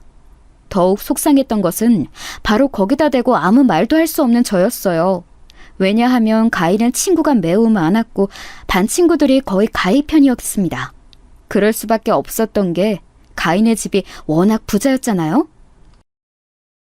오늘 우리 아빠가 피자 돌린대. 이따 수업 끝나고 다들 집에 가지 말고 피자 먹고 가. 그리고 주말에 놀이공원 갈 사람 나한테 말해. 아빠가 돈 다 내주고 데려다 준다니까. 야, 대박! 와, 진짜 가희 아버님 최고다! 우리 아빠도 저랬으면 좋겠다. 피자? 불고기 피자야? 와, 학원 가기 전에 먹어야지. 야, 진짜 가희 너 최고야. 고마워. 가희는 아빠의 재력을 이용해서 친구들을 자기 편으로 만들었어요. 안 그래도 친구가 없던 저는 반 친구들이 가희의 편을 들자 더 외로움을 느끼게 되었습니다. 준수가 물론 저를 많이 챙겨주었는데 그럴수록 가희가 저를 더 괴롭히기 시작했어요. 왜 앞에서 걸리적거려? 짜증나게? 야, 옆으로 좀 비켜. 너 때문에 길 다 막히는 거 안 보여? 나 완전 복도 끝에서 조심히 걷고 있었는데 네가 와서 부딪힌 거잖아. 뭐? 너 지금 나한테 뭐라 한 거야? 이 거지가? 너 장난해? 괜한 시비에 교무실도 자주 불려가게 되었어요. 그럴 때마다 가희는 선생님들에게 아양을 떨며 빠져나가곤 했습니다. 누가 봐도 제가 피해자고 가희가 가해자지만 아무도 가희에게 뭐라고 하지 않았어요. 그도 그럴 것이 가희의 어머니는 학교 운영위원회 회장이었습니다. 엄마들 치맛바람 들어보셨죠? 가희 엄마의 치맛바람이 장난 아니었거든요. 실제로 학교에 지금도 많이 대주고 있어서 아무도 건들지 못했답니다. 그러다 제 인생의 결정적인 사건이 하나 터지게 되었어요. 만약 이 사건이 없었다면 저는 이렇게 큰 회사의 사장이 되지 못했을 거예요. 그래서 나도 이제 전국을 돌아다니는 게 힘들더라고. 마침 아는 사람이 이 지역에 있는 공장 사장님 기사 자리를 그만둔다고 하더라. 그 자리에 내가 가게 되었어. 그렇게 많이 힘들지도 않다고 하더라고. 더 밤을 안 새워도 좋고. 그래? 잘 됐다. 나도 당신이 위험하게 새벽에 고속도로 달리고 그런 거 싫었어. 그럼 이제 주말에도 집에서 쉴 수 있네? 다행이다. 우리 그동안 고생했잖아. 아빠는 화물차 운전을 하다 새로 일을 구하게 되었어요. 그 일은 바로 우리 지역에 있는 어떤 사장님의 운전기사 자리였습니다. 기사들끼리 오며 가며 알았는데 마침 그 자리에 있던 분이 그만두시게 되면서 아빠가 그 자리로 가게 된 거죠. 그 소식에 엄마도 저도 매우 기뻐했습니다. 하지만 그 기쁨도 오래가지 못했어요. 아빠가 일하기 시작하고 일주일이 지났을까요? 학교가 끝나고 집에 가려고 교문을 나서고 있었는데 교문 앞에 어떤 검은색 차가 서 있었어요. 저는 그 차의 존재를 이미 알고 있었습니다. 왜냐하면 가희가 매일 그 차를 타고 집에 가고는 했거든요. 그날도 대수롭지 않게 차를 보고 지나가려고 했는데 저는 그 차의 운전석에서 내리는 기사를 보고 깜짝 놀랐습니다. 왜냐하면 그 사람은 바로 우리 아빠였어요. 아저씨, 아빠는 어디 있어요? 그리고 여기다 이렇게 세우면 안 돼요. 새로 와서 모르나 본데 이러면 선생님들이 뭐라 한다고요. 앞으로 교문에 딱 붙어서 말고 조금 떨어져서 세워요. 그래, 알겠어. 아저씨가 잘 몰라서 미안해. 아빠는 가희에게 허리를 굽혀가며 대했어요. 그 모습을 보고 저는 저도 모르게 제 몸을 숨기게 되었습니다. 아빠가 부끄러웠던 것은 전혀 아니에요. 하지만 운전기사가 우리 아빠라는 것을 가희가 알면 상당히 골치 아파질 것 같았습니다. 안 그래도 저를 괴롭히는데 본인의 집에서 우리 아빠가 일한다는 것을 알면 상상만 해도 괴로웠어요. 그래서 그날은 교문 앞 나무에 제 몸을 숨기고 차가 출발할 때까지 기다렸습니다. 진영아, 아빠가 일하는 집 따님도 너랑 같은 고등학교 다니더라? 이름은 박가희라고 하던데 혹시 아는 사이야? 아니, 난 진짜 전혀 모르는 사이야. 같은 학기라고 다 아는 사이고 그런 거 아니야. 무슨 소리를 하는 거야. 그래, 하긴 학교 학생들이 워낙 많으니까 혹시나 해서 물어본 거야. 아빠가 집에서 가희를 아냐고 물어봐도 저는 그렇다고 대답하지 못했어요. 차마 학교에서 내 얼굴만 보면 시비를 보는 친구라고 소개할 수는 없었죠. 그렇게 몇 주가 지나고 어느 날이었습니다. 그날따라 아침부터 가희가 저를 괴롭혔어요. 괜히 조용히 교과서를 읽는 저를 툭 치고 가거나 지우개를 던져서 제 반응을 보고는 했죠. 원래 이런 행동은 제가 상대하면 더 심해지잖아요? 그래서 저는 가희가 저렇게 저를 괴롭힐 때마다 일부러 반응을 하지 않고는 했어요. 야, 너 사람을 대놓고 무시하냐? 네가 뭐가 그렇게 잘났는데? 가희는 제가 무시하면 무시한다고 뭐라 하고 대꾸하면 대꾸한다고 뭐라 했죠. 그렇게 하루를 버티고 몸이 좋지 않아 도서관에 남지 않고 바로 집으로 가려고 나왔어요. 그런데 하필 제가 나가는 시간에 아빠가 차를 끌고 가희를 데리러 왔던 거예요. 보자마자 피하려고 했는데 아빠가 저를 발견하는 게 더 빨랐어요. 진영아, 집에 가려고 나온 거야? 아빠 집에 가서 보자. 잠시만. 아저씨, 오늘은 아빠 공장으로 가요. 에? 너 뭐야? 저는 아빠가 제발 아무 말도 하지 않기를 바랐어요. 하지만 아빠는 거기서 저를 가희에게 소개했습니다. 그런 아빠를 원망하는 것은 절대 아니지만 당황하기는 했어요. 아저씨 딸이야. 저번에 물어보니까 모르는 사이라던데. 그럼 공장으로 갈까? 아저씨 딸이 진영이에요? 재밌네. 그렇구나. 차마 거기서 더 있을 수가 없었어요. 그래서 저도 모르게 아빠와 가희를 뒤로 하고 무작정 뛰어서 집에 갔습니다. 집에 도착해서 그런 제 행동이 부끄러웠어요. 차라리 대놓고 우리 아빠라고 당당하게 말해야 했는데 너무 후회되었습니다.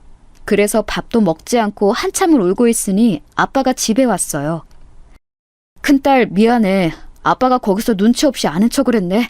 다음부터는 절대 아는 척 하지 않을게. 속상했지? 미안. 아빠가 뭐가 미안해? 나한테 미안하다고 하지 마. 아빠가 잘못한 거 전혀 없잖아. 뭐가 미안해? 내가 오히려 미안해. 너무 속상해서 아빠 앞에서도 한참을 울었어요. 제가 우는 것을 보고 아빠도 속상해하셨죠. 그날은 잠을 한숨도 자지 못했습니다. 뜬 눈으로 새벽을 보냈어요. 다음 날이 되고 학교에 가기가 죽기보다 싫었습니다. 하지만 우리 아빠와 제가 잘못한 건 없으니 당당하게 등교했어요. 아니나 다를까 가희는 저를 보자마자 큰 소리로 험담을 하기 시작했어요. 야, 애들아. 우리 집에서 일하는 운전기사 누군지 알아? 누군데? 아, 새로 뽑았다고 했지? 그게 누구냐면 아니다. 됐다. 가인은 노골적으로 저를 시험했어요. 신경을 쓰지 않으려고 해도 자꾸 저런 식으로 우리 아빠를 본인의 장난에 쓰는 것이 너무 보기 싫었습니다. 그래서 그날은 무시하지 않고 참지도 않았어요. 가희의 그런 장난이 계속 지속되자 저도 화를 냈어요. 야, 그만해. 그래, 우리 아빠 너희 집에서 일한다. 그게 너한테 뭐 무슨 죽을 짓을 한 거야? 사람이 왜 그렇게 못됐니? 참나. 야, 장난해? 너 지금 누구한테 그렇게 말하는 거야? 내가 누군지 알아? 너희 아빠는 우리 아빠 시다발이잖아. 우리 아빠한테 말해서 너희 아빠 실직자 만든다? 야, 그렇게 하라고. 누가 무섭대? 너 같은 인성 집안에서 우리 아빠가 일하는 게 더 별로야. 뭐라고? 너 말 다 했어? 야, 이거 놔오라고! 지금 뭐 하는 거야? 야야, 담임 선생님 불러봐. 얘네 싸워. 그만 봐, 반장. 선생님 불러. 급기야 가희는 제 머리채를 잡기 시작했어요. 저도 절대 밀리지 않고 그런 가희를 상대했죠. 여기서 물러나면 완전히 제가 밀릴 것 같았거든요. 그래서 질세라 가희 머리를 잡고 교실 바닥을 굴렀어요. 선생님들이 오셔서 우리를 떼어놓으려고 해도 끝까지 가희와 저는 서로를 놓지 않았습니다. 이 사건으로 각자 부모님들이 교무실로 오셨어요. 그런데 이 싸움은 목격자도 많았고 명백한 피해자는 저였는데 어째서 우리가 가해자인 것 같았어요. 아니, 우리 딸이 거짓말한 것도 아니잖아요? 운전기사가 우리 집에서 일하는 게 사실인데 뭐가 그렇게 화가 난 거지? 기가 막혀. 내 새끼 어떡해? 엄마, 나 여기 볼 봐봐. 여기에 상처 났어. 너무 아파. 머리카락도 많이 빠졌어. 너무 속상해. 내가 잘못한 거야? 아니지? 우리 가희는 잘못한 거 전혀 없지. 자격지심도 적당히 부려야지. 우리가 잘 사는 게 이렇게 얘 얼굴에 상처나게 할 정도인가? 머리 아파. 애들이 아무래도 사춘기라 예민해서. 아이고, 이게 진짜. 제가 대신 사과드릴게요, 사모님, 사장님. 이번 일은 없던 일로 해주시면 감사하겠습니다. 아빠는 자존심도 없어? 그깟 일은 다시 구하면 되잖아. 내가 피해자라고. 왜 아빠랑 엄마가 고개를 숙여? 선생님들도 너무하시네요. 뻔히 목격자가 이렇게 많잖아요. 그러니까 이유가 어찌 되었든 가희랑 진영이 둘 다 다쳤고, 그러니까 그만합시다. 기사님은 나 좀 따로 봐요. 됐습니다. 다들 집에 가요. 결론을 말하자면 우리 아빠는 자발적으로, 그리고 가희 아빠의 강요로 일자리를 잃게 되었어요. 그리고 그 모습을 보고 저는 오히려 깨닫게 되었어요. 저를 지켜주는 어른은 없으니 내가 나를 지켜야겠다고요. 그래서 고등학교 3학년이 되자 정말 미친 듯이 공부하기 시작했습니다. 동생들도 어느 정도 커서 제가 하나하나 챙겨주지 않아도 되었어요. 그래서 수업이 끝나면 도서관에서 종일 교과서를 들여다보고 문제집을 풀었습니다. 가난해서 문제집을 넉넉하게 살 형편도 되지 않았어요. 그래서 선생님들의 도움을 정말 많이 받았습니다. 사실 그 전까지는 선생님들이 저에게 관심이 아예 없었거든요. 심지어 가희한테 일방적으로 당해도 제 잘못으로 몰아가는 선생님도 계셨어요. 그런데 제가 공부를 잘하고 두각을 보이자 선생님들의 태도가 이전과 완전히 다르게 바뀌었습니다. 진영아, 이번에 시험 성적 좋더라? 맨날 학교 끝나고 도서관에서 공부하더니 진짜 대단하다. 감사합니다. 선생님이 저번에 주신 문제집으로 공부했어요. 그래? 다행이네. 문제집 남는 거 더 있으니까 교무실로 와서 가져가. 특히 3학년으로 올라가면서 확실히 선생님들의 시선이 좋아졌습니다. 그때는 어느 대학에 얼마나 많이 보내는지가 진짜 중요했거든요. 가희는 제가 알기로 전 과목 과외를 받았고 또 영어나 수학은 각각 2명의 과외 선생님이 있다고 했어요. 그런데 제가 가희보다 성적이 좋으니 학교에서도 저를 많이 챙겨주셨습니다. 준수와의 관계도 나쁘지 않았고 오히려 입시 시절에는 더 가까워졌어요. 진영아, 너 학교 원서 어디 쓸 거야? 우리 대학도 같이 가면 얼마나 좋을까? 나 너가 쓰는 대학으로 원서 쓰려고. 에이, 무슨 대학을 나 따라 써. 그래도 말이라도 고마워. 나한테 친구는 너 하나밖에 없잖아. 너가 그런 말을 해주니까 내가 다 기쁘다. 장난하는 거 아니고 진짜야. 난 이미 부모님한테도 너랑 결혼한다고 말해놨어. 뭐? 너 진짜 웃기다. 우리 아직 대학도 안 가는데 무슨 결혼이야. 실제로 고등학교 3학년이 되니까 아이들도 공부하기 바빴어요. 물론 가인은 여전히 저를 싫어했습니다. 하지만 이제는 예전처럼 선생님들이 제 편을 들어주지 않는 게 아니었죠. 대학 원서 시기가 가까워지며 저는 성적이 더 오르기 시작했습니다. 선생님들의 기대도 높아졌고 부모님도 제 성적을 보고 많이 기뻐하셨어요. 그러다 사건이 하나 터지게 되었습니다. 바로 학교장 추천 제도였어요. 학교에서 한 명을 뽑아 대학에 추천하면 거기서 학생을 선발하는 제도가 있었거든요. 제가 성적이 많이 올라 전교권에 있고 또 가정 형편이 좋지 않은 것을 알던 고등학교 3학년 때 담임선생님이 저를 추천하셨습니다. 이 제도가 워낙 대학에 입학할 때 유리해서 많은 학생들이 노리던 제도였어요. 우리 반에서 제가 1등이라 저를 추천했는데 이걸 알고 가희 어머님이 학교에 찾아오셨죠. 선생님, 우리 가희가 아니고 왜 진영이 제가 추천을 받아서 원서를 쓰는 거죠? 이럴 줄 알았으면 저는 학교 운영위원회 활동도 안 했겠죠. 너무하시네요.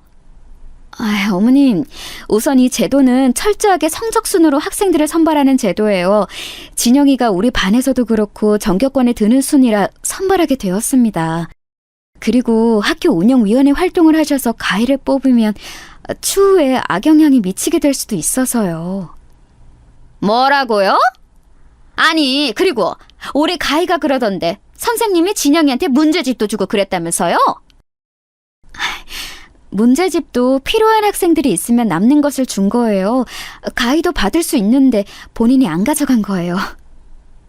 저 담임 선생님은 제 은사님이고 아직도 종종 찾아뵙고 있는데요.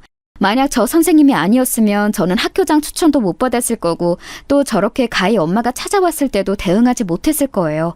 얼마나 감사했는지 모릅니다.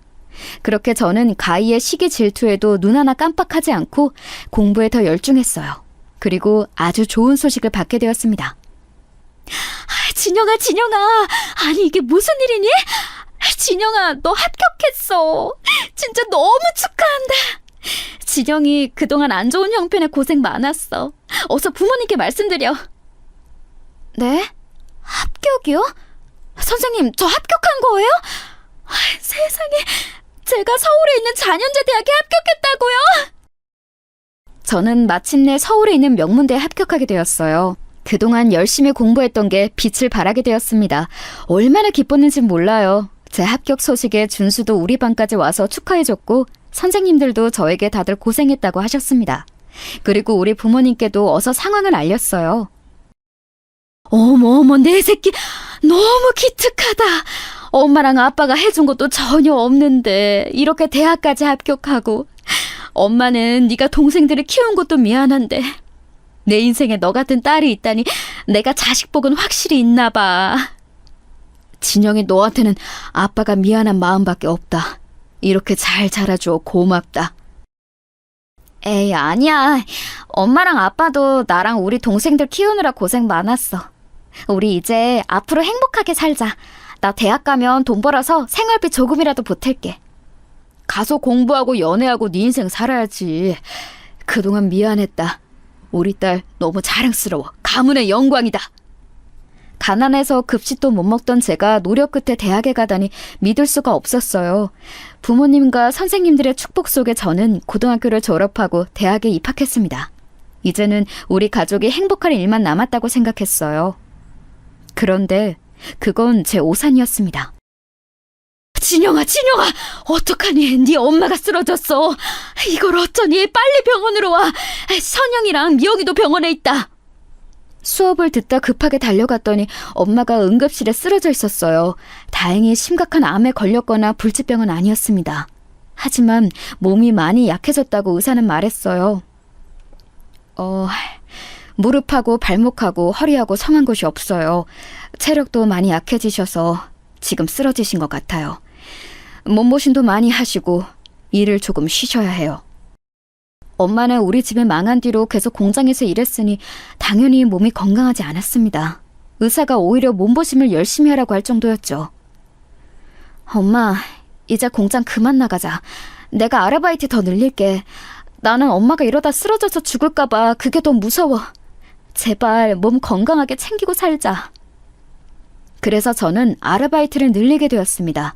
원래도 학교 앞 햄버거 가게에서 아르바이트 했는데 이제 아예 쉬는 시간이 없었죠. 마침 학교 동기가 자기가 하던 아르바이트를 넘겨준다고 했어요. 군대에 가게 되어 그만두게 됐다면서 넘겼는데 바로 학원 아르바이트였습니다. 제가 마침 전공이 국어 교육이라 학원에서 일하는 게 잘 맞았어요. 선생님, 이번에 학생들 내신 기간에 보충 수업 부탁해요. 전날에 한 번 더 점검해 주시는 거 잊지 마시고 보교재도 챙겨주세요. 선생님이 워낙 잘 가르치셔서 학생들하고 학부모 반응이 참 좋아요. 선생님 졸업하시면 우리 학원에서 일하세요. 월급도 잘 맞춰드릴게요. 원장님이 그렇게 봐주시면 저야 너무 감사하죠. 지금도 워낙 잘해주시잖아요. 학원에서 학생들과 일하는 것은 참 재미있었어요. 제가 동생이 2명이나 있으니 학생들을 관리하는 것도 어렵지 않았습니다. 비록 저 때는 저도 학생이라 시간이 없어서 힘들었는데 성적이 오르는 학생들을 보니 힘이 나서 더 보충을 많이 잡기도 했죠. 진영아, 너 너무 무리하는 거 아니야? 내가 이거 샌드위치 사왔어. 먹으면서 일하자. 준수야. 챙겨줘서 너무 고마워. 안 그래도 진짜 배고팠는데. 우리 엄마가 너 먹으라고 오렌지 주스도 직접 착즙해서 만들어주셨어. 이거 먹고 간식은 이따 시간 나면 챙겨 먹어. 와, 어머님께 감사하다고 꼭 전해드려. 매번 받기만 해서 죄송하다. 뭘, 우리 졸업하고 결혼하면 이제 가족이 되는 건데 괜찮아. 엄마도 네가 잘 먹었다고 하면 좋아하시더라. 준수와 저는 졸업하고 더욱 돈독해졌습니다. 준수의 학교가 우리 학교와 아주 가까인 거리라 더 가까워졌어요. 정식으로 사귀는 사이가 되고 준수의 집에도 몇 번이나 갔죠. 그러면서 자연스럽게 가족들과 교류도 많아졌어요. 준수네 부모님은 저를 참 많이 예뻐하셨습니다. 제가 준수가 군대에 갈 때도 면회에 많이 갔거든요. 시간이 없어도 학원 수업이나 학교 수업이 있는 게 아니면 꼭 가고는 했습니다. 그럴 때마다 준수의 어머님을 마주치면 저를 얼마나 챙겨주셨는지 몰라요. 어머, 진영아, 많이 예뻐졌다. 그래, 학원에서 요즘도 일한다며? 고등학생 때부터 느낀 건데 우리 진영이는 참 열심히 살아서 좋아. 얼마나 부모님이 뿌듯하실까? 이렇게 예쁘고 착하고 혼자 돈도 벌고. 밥을 안 드셔도 배부르겠어. 감사합니다. 어머님이 저를 더 많이 챙겨주시잖아요. 매번 음식 보내주시는 것도 정말 감사하게 생각하고 있어요. 얘는 내가 뭘 했다고 그러니? 그거 아무것도 아니야. 나중에 우리 준수랑 결혼하면 진영이 너는 집안일 아무것도 하지 마. 이미 그때부터 저는 그 집 며느리가 되어 있었어요. 고등학교 때처럼 저를 괴롭히는 가히도 없으니 저 시절엔 바빠도 행복했습니다. 물론 체력적으로 많이 지치기는 했어요. 그래도 버티고 버텼습니다. 이렇게 버티다 보면 분명히 좋은 날이 올 거라고 생각했어요. 그리고 그 생각은 현실이 되었습니다.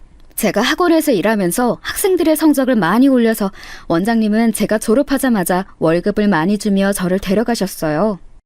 진영아, 일하느라 힘들지? 이렇게 집에 생활비를 가져다 주고 엄마가 너무 고마워. 이제 곧 결혼하는데 해줄 수 있는 게 없어서 미안하다. 아니야, 나는 엄마가 안 아프면 그걸로 됐어. 결혼도 준수랑 나랑 행복하려고 하는 건데 뭘 안 해줘도 괜찮아. 그리고 시댁에서도 하나도 준비하지 말라고 하셨어. 제가 졸업하고 학원에서 일하기 시작하자 준수는 바로 결혼하자고 청혼했어요. 마침 시부모님도 저를 워낙 마음에 들어하셔서 결혼은 큰 무리 없이 진행되었습니다. 시부모님이 워낙 저를 예뻐하셔서 반대도 없었고 준수와 저는 연애하며 큰 싸움도 해본 적이 없어서 원만하게 결혼을 할 수 있었어요. 시댁이 워낙 잘 사는 집이라 결혼할 때 지원을 많이 해주셨습니다. 덕분에 강남에 있는 아파트에서 신혼생활을 시작할 수 있었어요. 선생님, 학부모님들한테 인기가 아주 많아. 혹시 인터넷 강의 할 생각은 없어요? 나 아는 분이 요즘 인터넷 강의 선생님 구하더라고. 인강이요? 저야 기회가 있으면 너무 좋죠. 그래? 잘 됐다. 그럼 인강 한번 찍어봐요. 선생님은 워낙 잘 가르쳐서 바로 인기 많아질 것 같아. 내가 추천해 줄게요.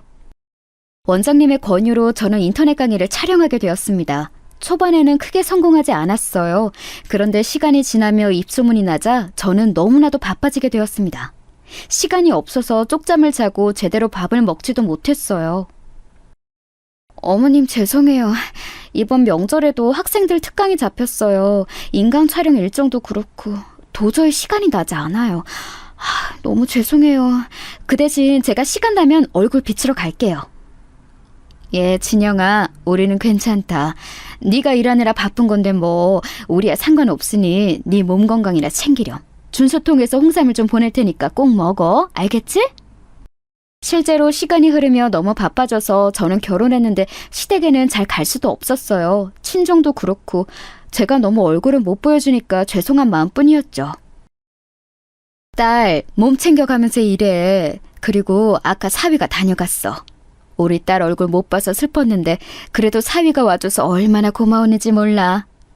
너무 바빠 양가 부모님을 제대로 챙기지도 못해서 죄송했는데 남편은 그런 저를 대신해서 친정을 자기가 챙겨줬어요. 얼마나 고마웠는지 모릅니다. 종일 교재 연구하고 수업하고 하느라 몸도 많이 망가졌는데 정신적으로는 뿌듯했습니다. 제가 이렇게 힘들게 일한 만큼 돈이 그만큼 많이 생겼거든요.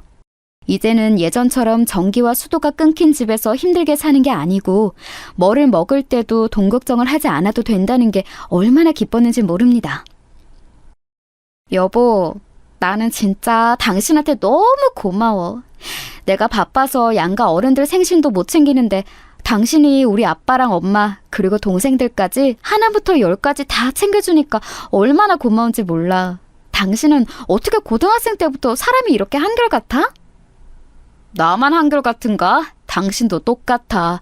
고등학생 때처럼 예쁘고 똑똑해.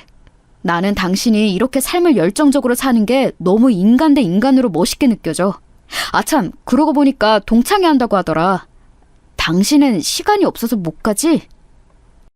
저는 사실 고등학교를 졸업하고 한 번도 동창회에 나간 적이 없었어요. 고등학교 시절이 좋은 기억으로 남아있지도 않았고 무엇보다 친한 친구가 한 명도 없었거든요. 또 저를 그렇게 괴롭히던 가희를 굳이 보고 싶지도 않았죠. 친구가 없으니 동창회를 한다는 사실도 모르고 살았는데 이게 무슨 소리인가 싶었습니다. 동창회? 아니야. 나는 수업 때문에 바빠서 못 가. 대신 당신이 다녀오고 후기 말해줘. 가희 기억하지? 가서 보고 와. 당연히 기억하지. 알겠어. 그럼 내가 가서 보고 어떻게 사는지 말해줄게. 실제로 저는 일이 매우 바빴기 때문에 남편만 동창회에 보냈습니다. 그리고 동창회를 다녀온 남편은 저에게 흥미로운 얘기를 해줬어요. 여보, 가희 있잖아. 걔네 집 그렇게 잘 살더니 망했대. 겉으로는 괜찮은 척 하던데 이미 소문은 다 퍼졌더라. 나도 주변에서 알려줘서 알았어. 아, 그래? 걔네 엄마 그렇게 나 무시하고 그랬는데. 가희 얘기하니까 고등학생 때가 생각난다. 걔가 우리 집 엄청 무시했잖아. 그러게. 그런데 가희 걔도 웃기더라. 나한테 너 안부를 나한테 묻던데? 그러면서 연말에 꼭 널 데리고 오래. 시간이 지나서 그런가 걔도 많이 유해졌더라. 어쩌면 사과를 하고 싶은 거 아닐까? 남편은 가희네 집이 망했다는 소식과 함께 오히려 가희가 저를 보고 싶어 한다는 소식까지 들려주었어요. 그러면서 혹시 사과할 수도 있지 않냐고 남편은 말했습니다. 고등학교 시절을 생각하면 저도 가희를 보고 싶지 않았어요. 하지만 인간 대 인간으로 궁금한 점이 있기도 했고 실제로 혹시라도 사과를 들을 수 있지 않을까 싶었죠. 그렇게 여지를 남겨두고 저는 일에 여전히 몰두했습니다. 일하면서 성과가 매우 좋았던 저는 과거에 제가 상상할 수 없는 금액을 만질 수 있게 되었어요. 특히 인터넷 강의가 크게 성공하면서 저는 무려 억 단위의 돈을 만지게 되었습니다. 선생님, 그동안 수고 많았어요. 이제 개인 학원을 차린다니까 너무 다행이고 축하해요. 원장님이 안 계셨으면 저는 절대 이렇게 크게 될 수 없었을 거예요. 그래서 감사하고 또 감사합니다. 이 은혜 절대 잊지 않을게요. 제가 돈을 많이 벌며 원래 일했던 학원을 그만두고 제 개인 학원을 열게 되었습니다. 그러면서 돈도 훨씬 많이 벌게 되었어요. 인강 매출도 크게 뛰었고 저는 어느새 300억이 넘는 부자가 되어 있었습니다. 그동안 잠도 2-3시간만 자며 일했는데 완전히 다 보상받는 기분이었어요. 하지만 이렇게 돈을 많이 벌어도 저는 절대로 사치하며 살지 않았습니다. 워낙 어릴 때 가난하기도 했고 또 겉으로 보이는 게 얼마나 쓸데없는 건지 예전에 가희를 보며 알았거든요. 가인의 집은 보이는 것에 엄청나게 집착하던 사람들이었어요. 그러니 고등학생이던 가희를 굳이 운전기사를 고용해 등하교를 시켰던 거죠. 그래서 저는 이렇게 몇백억이 넘는 자산가가 되어도 차가 아반떼였습니다. 옷도 명품을 입지 않았고 최대한 검소하게 다녔어요. 이렇게 살던 어느 날 남편이 다시 동창회 얘기를 꺼냈습니다. 그래서 저도 어느 정도 여유가 생겨서 동창회에 나가게 되었어요. 어머, 이게 누구야? 진영이잖아? 너 그동안 어떻게 지냈어? 준수랑 결혼했다는 소식은 들었어. 얼굴이랑 행색이 완전 변했네. 너무 보기 좋다. 웬일이니? 진영아, 내가 우리 조카가 공부하는 거 봤더니 너 완전 초대박 유명한 인간 강사가 됐더라? 진짜 유명해서 조카가 오히려 나한테 너 아냐고 물어봤어. 너무 잘 됐다. 저는 제대로 기억도 나지 않은 동창들이 제게 아는 척을 하더라고요. 사실 고등학교 때는 준수가 아니면 저에게 말을 잘 걸지도 않아서 저는 그 친구들의 얼굴을 보고도 기억하지 못했습니다. 유일하게 제가 기억하는 친구는 바로 가희였죠. 가희는 저 멀리서 봐도 딱 알아볼 수 있었어요. 심지어 가희는 제게 먼저 말을 걸었습니다. 안녕? 그동안 잘 지냈어? 준수랑 결혼하더니 살림살이 좀 좋아졌어? 너는 오랜만에 보는 친구한테 그게 할 소리니? 여전하구나. 준수랑 결혼해서가 아니고 나 내 능력으로 잘 살아. 아, 그래? 뭐 소문은 그렇긴 하던데. 너 그거 거짓말 아니야? 허언증 아니고 진짜야? 아, 아니, 비꼬는 게 아니고. 너 아까 내가 주차장에서 봤는데 차가 아반떼더라? 아직도 거지 아니야? 뭐? 내가 무슨 차를 타는지 언제 봤어? 그리고 거지라니? 말 조심해. 내가 아직도 고등학생 때 네가 알던 그 사람으로 보여? 내가 없는 사실 지어낸 게 아니잖아. 아반떼를 타는 부자가 어디 있어? 그러고 보니까 너 고등학생 때 거지여서 안 씻고 다니던 거 생각난다. 그때 너 그래서 왕따였잖아. 나 한 번도 안 씻고 다닌 적 없어. 그리고 굉장히 너 무례하다. 그만해. 야, 박가희, 너 이러려고 진영이 보고 싶다고 한 거야? 나는 네가 사과라도 할 줄 알았어. 남편도 옆에서 불쾌한 내색을 보였어요. 어느새 우리 주변으로 친구들이 다 모이기 시작했습니다. 저는 웬만하면 좋게 해결하고 싶었는데 가희는 끝도 모르고 저를 비난하기 시작했어요. 급기야 아빠까지 들먹이는 소리에 저는 참을 수가 없었습니다. 고등학생 시절이 생각나며 그동안 꾹 눌러왔던 분노가 치밀어 오르기 시작했죠. 그리고 아주 통쾌하게 가희를 한 방 먹였습니다. 아직도 이날을 생각하면 어찌나 통쾌한지 몰라요. 너희 아빠 우리 집에서 일했던 거 알지? 요즘엔 뭐 하고 계셔? 그때 네가 나 건드려서 너희 아빠 잘렸잖아. 야, 너 말 다 했냐? 우리 아빠 뭐 하냐고? 나 돈 많이 버는 거 알지? 엄마랑 두 분이서 호화롭게 여행하고 다니셔. 너야말로 너희 집 망했다며. 쫄딱 망해서 예전과 같지 않다던데 언제까지 아닌 척할래? 뒤에서 욕먹는 거 알기는 해? 뭐? 아니, 우리 집 망한 거 어떻게 알았어? 이미 유명해. 네가 아닌 척하면 아닌 게 되는 거야? 너희 아빠야말로 내 밑에서 일하라 그래. 아님, 네가 내 운전기사 할래? 너 어차피 능력도 없어서 결혼도 못하고 살잖아? 제가 이렇게 말하자 가희는 얼굴이 새빨개지기 시작했어요. 심하게 당황해서 손으로 손 부채질을 하던데 얼마나 통쾌했는지 모릅니다. 자기야, 잘했어. 그리고 야, 박가희, 너는 창피하지도 않냐? 너희 집 망한 거 유명해. 그렇게 남 무시하면서 살더니 잘 됐다. 나 같으면 쪽팔려서 동창회도 못 나와. 마지막으로 남편이 옆에서 제 편을 들며 가희에게 뭐라고 했습니다. 가희는 주변을 둘러보았어요. 주변에선 다들 자기끼리 3355 모여 가희를 보며 속닥거리기 시작했죠. 그러자 가희는 창피함이 몰려왔는지 가방을 챙겨 바로 그 자리를 피했습니다. 그 뒤로도 가희는 아예 자기의 존재를 드러내지 않았어요. 도망친 그대로 아무하고도 연락이 되지 않고 있습니다. 저는 떳떳하고 당당하게 동창회에 아직도 나가고 있어요. 동창들도 제가 잘 나가니까 저한테 가희 욕을 오히려 하더라고요. 가희가 너 고등학생 때 괴롭힐 때 우리가 못 도와줘서 미안해. 그러지 말았어야 했는데 걔 성격이 워낙 이상해서. 아니야, 괜찮아. 내가 너희였어도 그랬을 거야. 친구들에게 사과도 듣고 오히려 지금은 잘 지내고 있답니다. 여러분, 제가 준비한 사연은 여기까지인데요. 재밌게 잘 들으셨길 바라며 저는 이만 물러날게요. 혹시라도 가희가 듣게 된다면 평생 동창회에는 얼굴 비추지 말고 망한 집안 잘 먹여 살리길 바란다. 일자리 필요하면 언제든지 말해. 내 아반떼 운전기사 시켜줄게. 그럼 여러분, 저는 진짜 끝내겠습니다. 들어주셔서 감사합니다.